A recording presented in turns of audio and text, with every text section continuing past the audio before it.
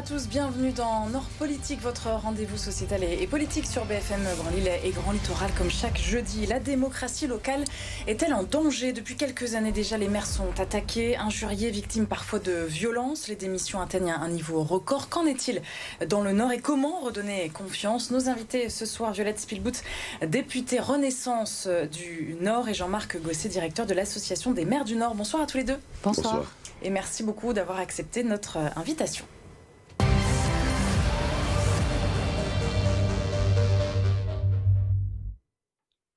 Regard sur l'actualité pour commencer, si vous le voulez bien, avec les agriculteurs qui se mobilisent depuis le début de semaine. On entend leurs revendications. Des annonces sont attendues demain de la part du gouvernement. Le mal-être est vraiment profond. On l'entend, ça ne date pas d'hier par ailleurs. Est-ce qu'une issue est possible, Violette Spielbout? Ah oui, il le faut absolument. D'abord parce que les agriculteurs souffrent. Ils le font entendre avec beaucoup de colère aujourd'hui, avec des blocages des autoroutes dans toutes les régions de France. Mais ce sont avant tout des exploitations familiales, historiques. Ce sont eux qui nourrissent la France, qui nourrissent même d'autres pays. On a l'agriculture la plus vertueuse en Europe. Et donc, on doit savoir la reconnaître et la valoriser. Donc oui, moi j'espère que demain, les annonces sur lesquelles travaille le Premier ministre avec le ministre de l'Agriculture vont permettre d'apaiser la tension, et il va falloir que ce soit effectivement très sérieux. Jean-Marc Gosset, les maires de notre région qui sont attentifs à cette situation, on l'imagine? Oui, absolument, parce que je vous rappellerai simplement que d'abord le département du Nord est un département rural, que les nordistes sont, comme tous les Français, attachés à leurs agriculteurs, et nous souhaitons naturellement les soutenir dans cette situation. Et moi je vais être aussi positif. Je pense que le gouvernement a pris la mesure du mécontentement là qui est tout à fait extrême des agriculteurs. Vous avez rappelé qu'ils nous nourrissaient, les agriculteurs, mais ils aménagent le territoire aussi. Ils ont été victimes d'attaques injustifiées, et nous on a besoin d'une agriculture qui soit vivante, qui soit rémunérante pour les agriculteurs, pour qu'on ait un équilibre de la ruralité auquel, naturellement, les maires du Nord sont attachés. Alors pourquoi tant de violence contre les maires et comment les éviter? C'est le thème de notre Nord Politique cette semaine. Ce qui nous a incité justement à proposer cette émission, eh bien, c'est cet acte de malveillance à l'encontre du maire de Marcq-en-Barœul, Bernard Gérard. Sa voiture a été sabotée. Je vous propose de revenir sur les faits avec Marine Kijek, Arthur Muriot et Clément Jovin. En rentrant de ses vacances de Noël, c'est une découverte inquiétante qu'a faite le maire de Marcq-en-Barœul, Bernard Gérard. Reprenant notre véhicule, mon épouse a constaté qu'il y avait un voyant rouge qui s'allumait. Elle est allée chez son garagiste et notre garagiste nous a confirmé que les câbles ABS avaient été sectionnés. Ces câbles contrôlent le système d'anti-blocage des roues de sa voiture. Sans la prudence de sa femme, les conséquences d'une telle dégradation auraient pu être dramatiques. L'élu, qui soupçonne un acte malveillant, a donc décidé de porter plainte contre X. Ça ne peut pas être quelque chose de fortuit. On n'est pas passé sur une pierre ou des choses comme celle-là. Apparemment, ce n'est pas un animal. Bon, voilà, c'est ce qui a été déterminé. Depuis sa plainte, Bernard Gérard a reçu de nombreux messages de soutien, notamment ceux de ses administrés, qui ne comprennent pas cette volonté de s'en prendre à lui. C'est vrai que ma première réaction, c'est d'avoir été vraiment choqué. Premièrement, que ça se passe à Marcq-en-Barœul, et sur une personne comme Bernard Gérard, on ne peut pas avoir un élu local plus proche de ses citoyens et de leurs préoccupations. Moi, je ne comprends pas qu'on arrive à des situations telles, et j'en suis vraiment navrée pour lui. On aurait pu envoyer un courrier où on allait toquer à sa porte et puis tout simplement lui dire ce qui ne va pas. Une enquête est en cours, mais si ce sabotage est avéré, il s'ajoutera à la longue liste des actes malveillants à l'encontre des élus. L'année dernière, les agressions visant les maires ont progressé de 15%. Alors on va revenir bien sûr sur cette tendance, cette hausse. Une réaction peut-être déjà, Violette Spielbout, ça paraît fou. Vous parlez de tentative de meurtre? Ben oui, un sabotage de frein, ça rappelle le sabotage de la mer de Plougrescant l'année dernière, une petite commune touristique, des personnes opposées à un projet, et puis ce délit, couper les freins d'une voiture, ça peut bien sûr aboutir à un accident extrêmement grave. C'est l'épouse de Bernard Gérard qui a découvert ce méfait. Bon, l'expertise est en cours, mais ça rappelle finalement tout ce que les maires vivent, à la fois des agressions visibles, comme des agressions physiques, on a dans notre département du Nord en 2023 eu beaucoup d'exemples de maires, même dans des petites communes, qui ont été agressés, des agressions verbales, des injures, du harcèlement en ligne. On m'a beaucoup parlé pendant nos auditions parlementaires de tout ce sentiment de harcèlement permanent sur les réseaux sociaux qui doit être pris en compte. Et puis il y a toutes les violences invisibles, celles dans lesquelles, dont je parle dans le livre que je viens d'écrire sur le sujet de la violence en politique, et qui sont les violences parfois même entre élus, c'est-à-dire des pressions, les menaces, l'empêchement d'agir et de se sentir libre de s'engager pour la démocratie. Et pourtant, c'est bien les maires dans toutes les communes de France qui tiennent la baraque France, comme dirait mon collègue Sébastien Jumel. Bernard Gérard qui a porté plainte, l'association des maires du Nord, justement, dont il est le président, par ailleurs, on le précise. C'est le processus maintenant depuis 2020. Vous, en tant qu'association, vous portez partie civile. Pourquoi c'est important pour vous ? Voilà. À la demande des élus qui sont victimes de violences, qu'elles soient verbales, voire physiques, nous contactons les victimes afin de savoir si elles acceptent que l'association se constitue partie civile. C'est important pour montrer que la communauté des élus soutient les élus. Et ils sont attentifs, justement, oui. C'est important pour eux. Vous avez eu raison de le dire, ça concerne malheureusement aussi les toutes petites communes. Et force est de constater qu'on assiste à une augmentation d'intervention de l'association des maires du Nord dans le cadre de la constitution de partie civile. Vous arrivez à le quantifier là sur l'année 2023 peut-être? Alors, aujourd'hui c'est pas encore tout à fait éloquent, mais c'est suffisamment sensible pour le confirmer. Vous avez plusieurs affaires en cours, c'est ça, Grand-Fort-Philippe et Wargny-le-Petit, des petites communes. Voilà. Ça, c'est vraiment ce qui ressort de ce phénomène. Le maire de Grand-Fort-Philippe a été victime de menaces de mort et d'outrage. Le maire de Wargny-le-Petit a été victime d'insultes. Et le premier adjoint de Wargny-le-Petit a été aussi victime d'insultes et de menaces. En fait, je crois que expliquer ça, ces petites communes. Il y a une montée de l'incivilité en général pour tous ceux qui représentent l'autorité publique, mais les élus en particulier doivent se sentir accompagnés et protégés par les associations de maires, par la justice, par les préfectures, les sous-préfectures.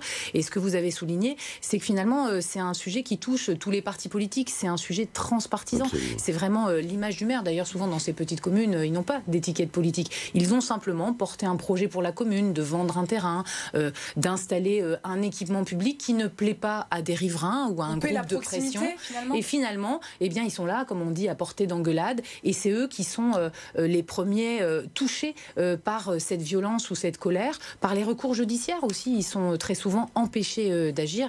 Et moi, ce que je veux dire, c'est que ces maires, ils ont besoin d'être soutenus par, bien sûr, des mesures judiciaires, d'aggravation des peines, mais ils ont aussi besoin d'être soutenus par la valorisation de leur travail et par d'autres sujets qui les préoccupent, comme la simplification administrative, le pouvoir d'agir du maire. Ça va au-delà, et ça c'est très important. C'est une réflexion globale qu'on a, nous, à l'Assemblée nationale et au Sénat. Donc on le reprécise, effectivement, Violette Spilbout, vous êtes rapporteur d'une proposition de loi contre les violences faites aux élus. On va y revenir. Ce rôle, est-ce qu'il est en lien direct avec ce que vous avez vécu en mars dernier, votre domicile emmuré de parpaings? On va voir les images pendant la mobilisation contre la réforme des retraites. C'est un lien direct? C'est un lien direct parce que quand on vit des choses, forcément, on fait le parcours à la fois de l'émotion, on est choqué, comme ça m'est arrivé pour ce mur de parpaings alors que ma fille était dans mon domicile. Et puis, on a le parcours avec la police, la justice, et on voit tout ce que les élus vivent, parfois même pour des situations plus difficiles. Et puis, ça m'a rappelé aussi, bien sûr, toutes les réflexions sur la violence faite aux élus que j'ai engagées au moment de la campagne municipale, puisque pendant notre campagne municipale, mon local de campagne a été attaqué, j'ai eu des réunions publiques que je n'ai pas pu tenir parce que j'avais des groupuscules d'extrême gauche qui venaient me menacer physiquement et m'empêcher d'accueillir mes invités. Et puis j'ai eu toutes sortes de pressions, y compris par des comptes anonymes sur les réseaux sociaux pour me menacer ou diffamer ma vie privée.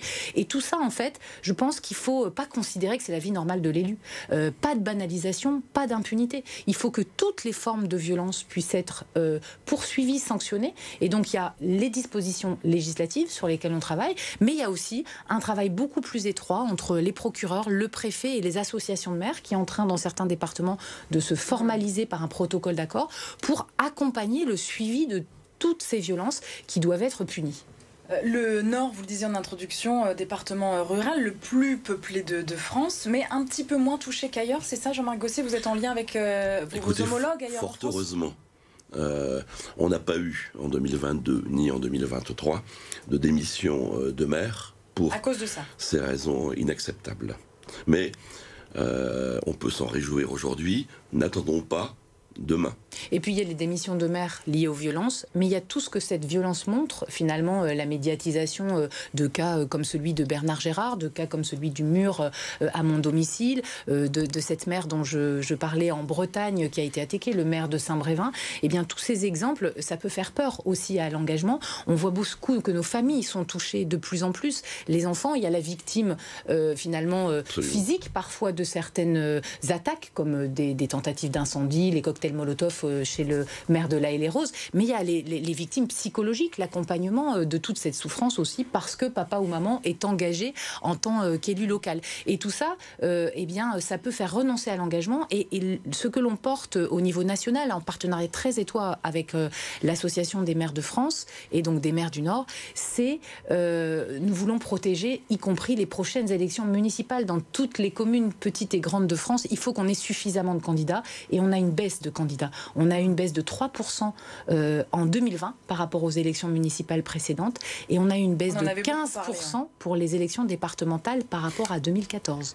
Et donc, il y a vraiment un signal d'alerte. Mais ça, c'est un enjeu, j'imagine, pour vous à l'association. Vous en parlez entre vous avec les maires du département. Vous dites pas de démission, mais est-ce qu'il y a quand même des témoignages qui remontent de j'en ai marre et je... Le président Bernard Gérard me disait tout à l'heure que finalement, on va tirer profit de ce sabotage qu'il a subi, parce que ça rappelle d'autres combats, mais il a constaté que la parole se libérait.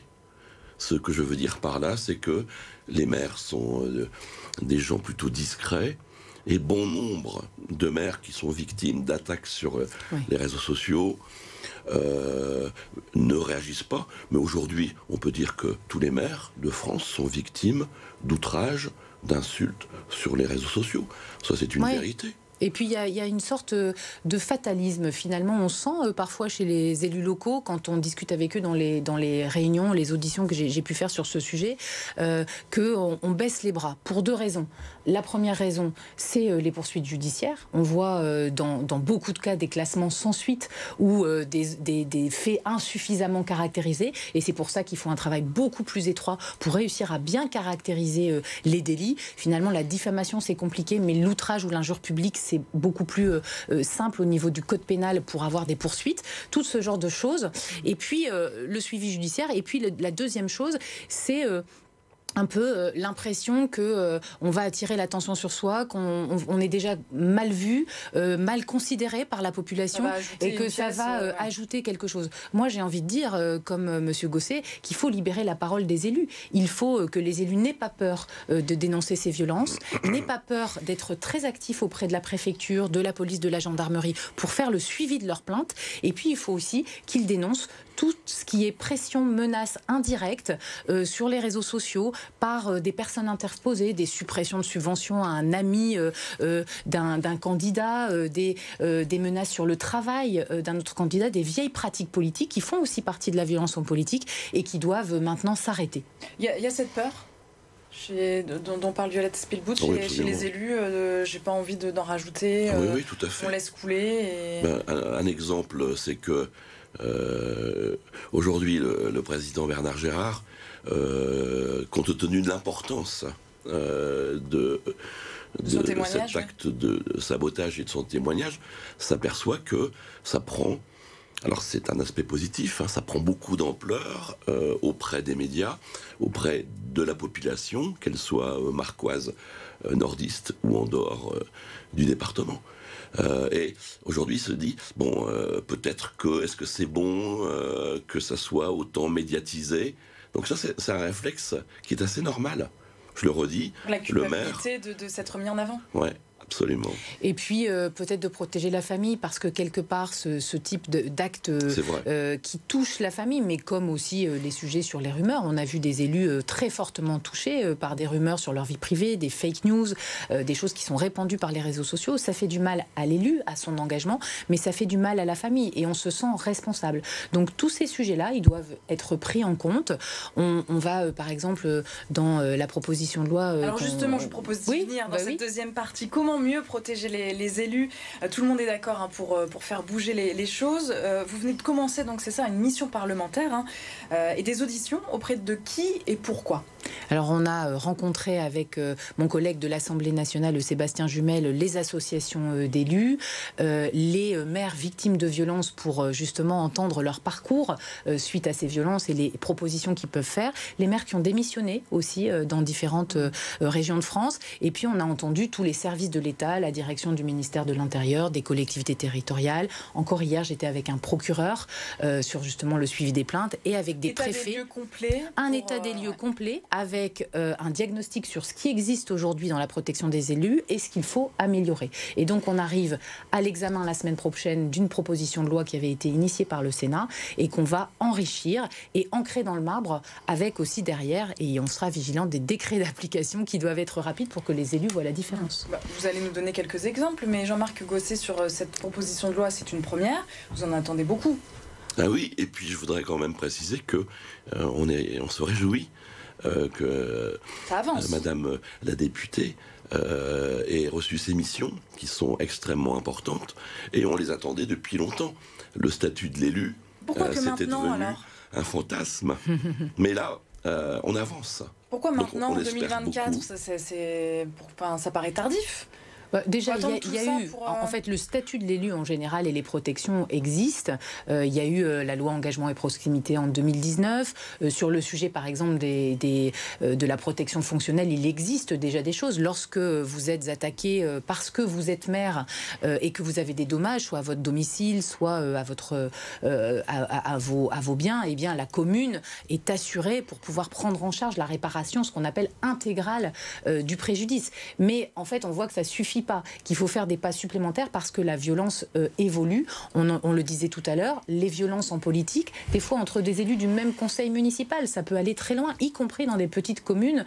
J'ai vu dans la commune de Oisier, à Douai, où il y a des démissions parce que ça va trop loin. Et puis sur les réseaux sociaux, parce que sur les réseaux sociaux, il y a l'anonymat, le sentiment d'impunité, la recherche difficile des auteurs, et donc parfois ça va très très loin. Alors qu'est-ce qu'elle va changer? Qu'est-ce qu'elle pourrait changer, cette loi? La priorité, c'est quoi là pour demain, quand on voit que ce sont surtout pas forcément des violences physiques, mais vous parliez d'injures, etc., de réseaux sociaux?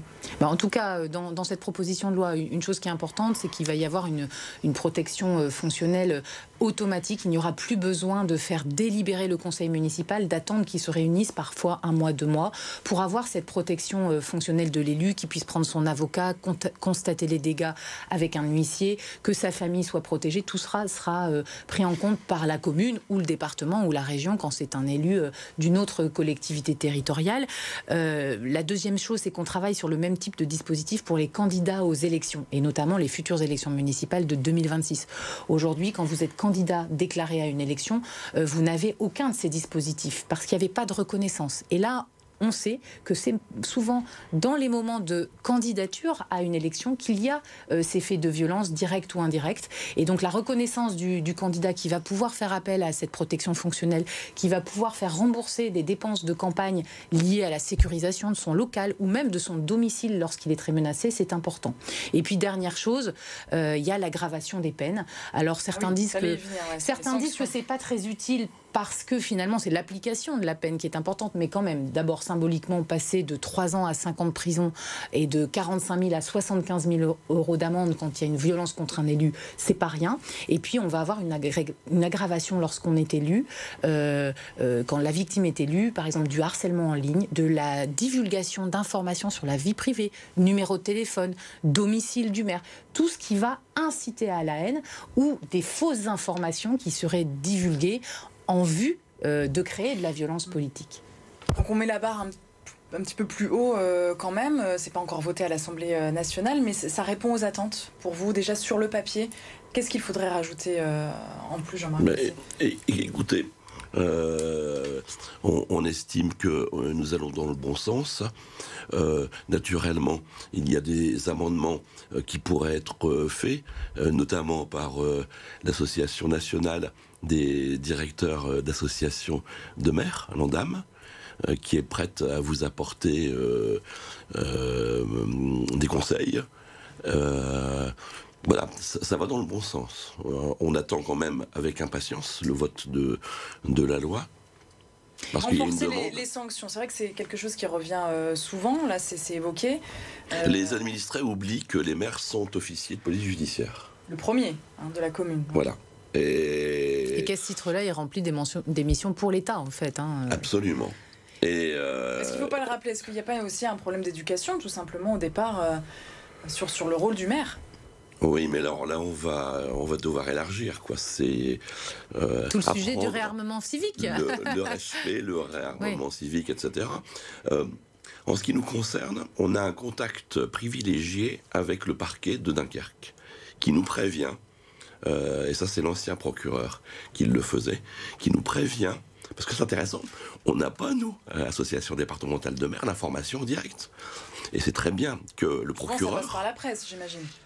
Par la presse locale oui, mais parfois c'est éludé. Oui, parfois c'est même pas, juste dans pas rendu public. Voilà, c'est pas rendu public, ça peut être sur un réseau social local qui ne parvient pas jusqu'aux associations. Et c'est vrai que ce sujet de se mettre ensemble pour pouvoir avoir les sanctions à la hauteur, il ne suffit pas d'avoir l'aggravation des peines. Et ça sera le travail bien au-delà du vote de la loi. C'est un travail partenarial entre des parlementaires qui peuvent se mobiliser, l'association des maires, la préfecture et le préfet, les sous-préfets et les parquets pour qu'il y ait des plaintes qui soient déposées correctement, qui soient déposées assez vite, qui ait assez de faits pour que les procureurs puissent instruire rapidement et puis qu'il y ait une information sur les suites judiciaires. Parce que très souvent, les élus, ils déposent plainte et 6 mois, un an et demi après, ils n'ont pas de nouvelles, ils ne savent pas. Est-ce qu'on arrive à identifier quand même, là on parle beaucoup aussi de harcèlement en ligne, d'insultes, etc. en ligne,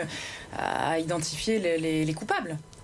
C'est très variable. C'est très variable. Vous voyez que, je ne sais pas, par exemple, dans les affaires de Saint-Brévin, il y a les maires, le maire Yannick Moret, démissionnaire, puis la maire qui l'a remplacé, ont porté 13 plaintes. Sur les 13 plaintes, il y en a 8 qui ont été classées sans suite, mais il y en a 4 qui poursuivent leur instruction parce qu'il faut avoir des preuves. Vous savez, dans la justice française, il faut avoir tout type de preuves pour pouvoir caractériser suffisamment les faits. La vraie difficulté, c'est finalement pas sur les actes physiques, parce qu'on le voit, il y a quand même beaucoup de condamnations maintenant. Parfois, les peines ne sont pas suffisantes aux yeux des maires, ils ne sont pas contents de la décision de justice, mais il y a des peines de prison. Moi, j'ai un collègue parlementaire, il n'y a pas longtemps, il avait été agressé physiquement et il y a 1 an de prison pour l'auteur qui a été identifié. Et donc, il y a les sanctions. Le plus difficile, et c'est le plus courant pour les maires, c'est ce que vous disiez tout à l'heure, les injures, les outrages, les menaces.